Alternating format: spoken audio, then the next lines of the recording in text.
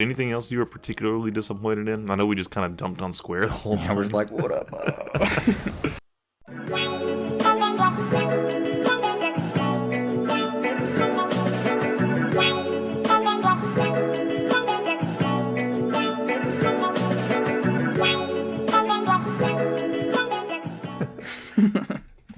Okay, I know we've talked E3 pretty much to death at this point.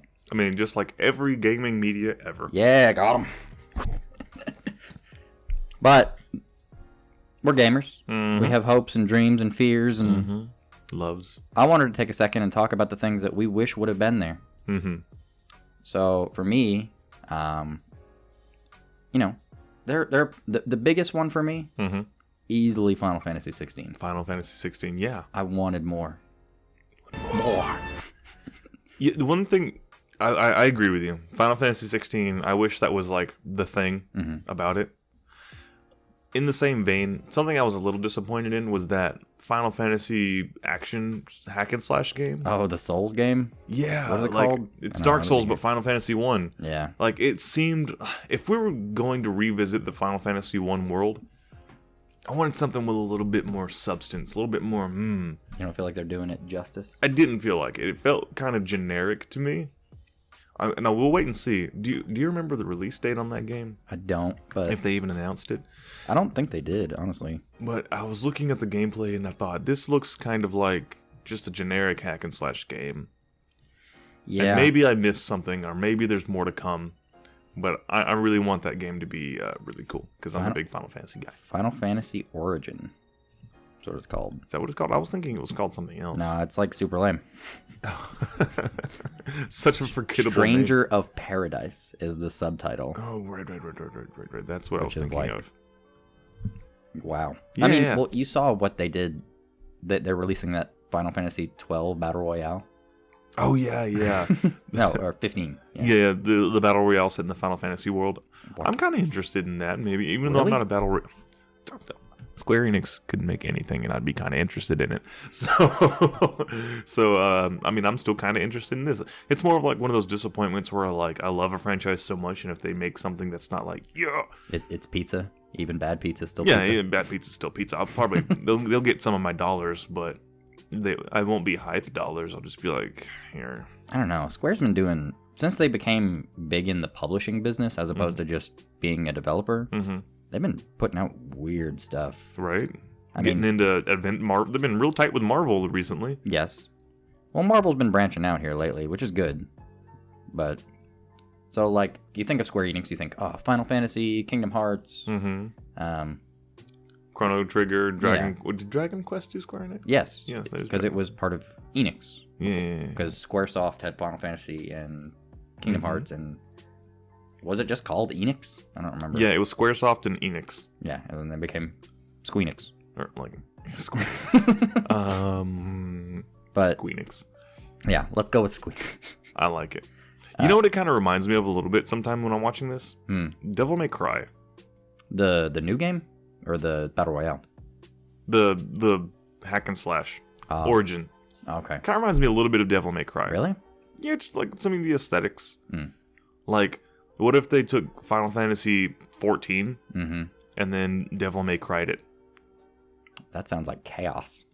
I mean, this You game get it? is a lot of Chaos, chaos. because he says chaos like Or Final 600 Fantasy 15. times in the trailer.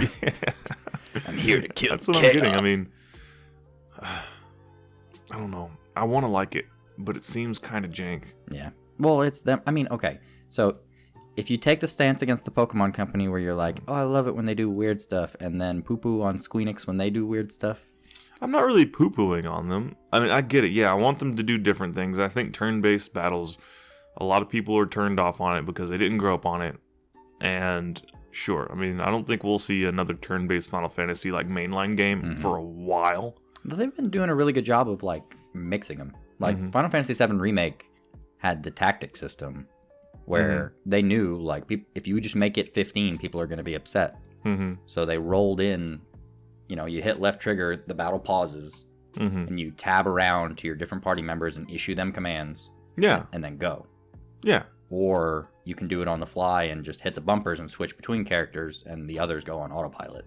Which I know you haven't played it yet, but issue commands. Yeah. I mean, if They- there's they're- typically a game, because you can kind of do something similar in Final Fantasy 15, right? Where you can kind of tell them what to do and you can- pause and, yeah. you know. You basically pick like a paradigm Mm-hmm. for 15, but with this, it's like live. Yeah, Like, yeah. as you're going, you're like, I need you to Actually, heal. I played a little bit of 7 on your PlayStation at your old place. Oh, that's right. You played the demo. Yeah. But so with 7, it's like they took whatever algorithm they used for Donald from Kingdom Hearts 2 and they just dumped it on each character where they're like, you do no damage and you heal no one. Go. Yeah. Okay. Sure. But I would have loved to have seen more 16 because that looks really cool. Yeah. Yeah. I'm excited to see how they make it fun.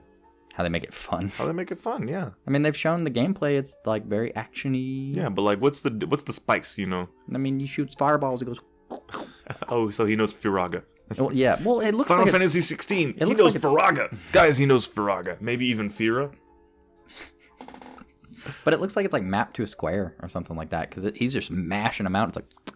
Oh yeah, like the Key Blast and Dragon Ball games. Kind of exactly like that. Right. But I know I need to be patient. I knew going in that we probably wouldn't see more 7 because, I mean, Intergrade just came out. You don't want to upstage that. And maybe that was their thinking is like they're just trying to sell Intergrade. But Square Enix's whole offering was kind of whack. Yeah. I mean, they've been doing a lot recently, so they probably just feel like... Yeah, I mean, one of the things that disappointed me about E3 this year, it just felt like a lot of the companies, other than Nintendo, were just kind of going through the motions. Like, I guess it's E3, let's put something together, you know, this is what we're doing. It didn't really feel like grandiose, like, oh, it's E3, we're releasing these games. It felt like, well, these games are getting some updates, and there's some stuff that's coming out. You know what? Buy our stuff, and I guess here's Verizon. Yeah. So we'll see what E3 2022 has, but what anything else you were particularly disappointed in? I know we just kind of dumped on Square the whole time. We're just like, what up? I mean, you're right. Overall, I was incredibly disappointed that we didn't see any PlayStation stuff. I mean, they dropped their stuff a week early, but it was kind of... They're like, hey, Death Stranding is now Metal Gear Solid because reasons. I don't know if you saw that one. They put out a little Death Stranding director's cut trailer, and they had Sam Portman Bridges just in a box. And they're like, ooh, a stealth mode, and it's just him being Snake.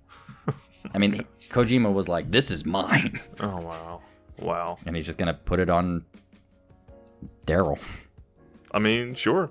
Daryl's Solid Snake now. That game needs something other than walking and falling.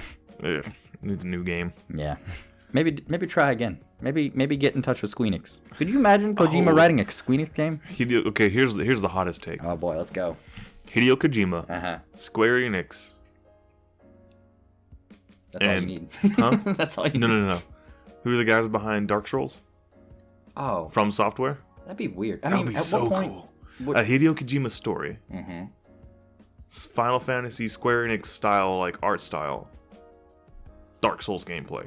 Well, I mean, Square's making Dark Souls with Final Fantasy, so I guess they don't really need From. They can just take it. Yeah, but they're probably not going to do it well. No. We'll see. Yeah, I mean, I'll buy it, so I mean, I'm not. Are you trashing- really I'm like probably day gonna- one yeah. in? Yeah. Wow. If it's on, well, hold on. If it's on PC, or if I get a PlayStation between now and 5 years. Yeah. We'll see if this actually even comes to light. Yeah. But because the reception has not been good. People are not terribly excited. They're like, think Squeenix. Right. Well, always happens when you branch out of your comfort zone. You wouldn't get the way I live.